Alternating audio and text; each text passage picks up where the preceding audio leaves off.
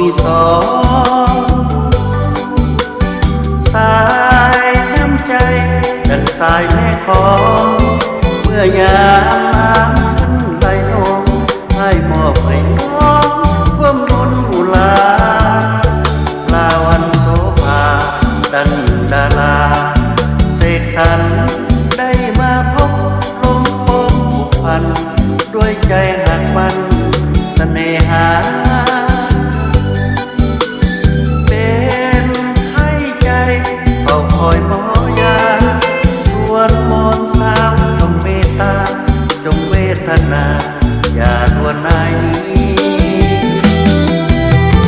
เย็นหลับนอนหรือเดินลุกนั่ง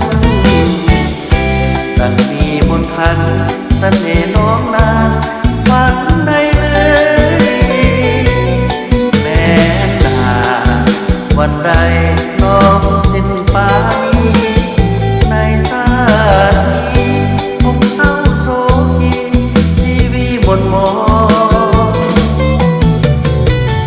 สาวงามชวนมอนเจ้าอย่าแสนงอนเลยนะหากได้หาสมใจดังหวังห่วมสันสร้างทานหักดังใจป้องเป็นพื้นใจเมื่อยามเศร้ามอง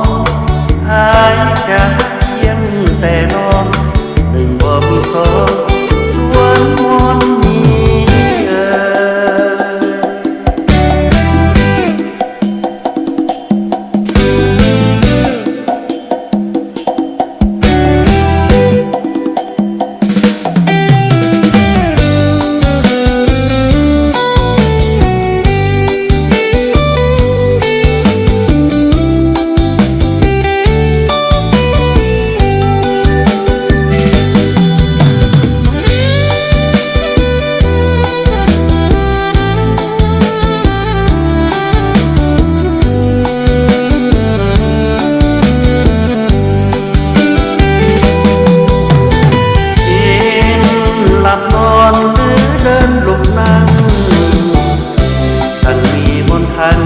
เสน่ห์น้องนาง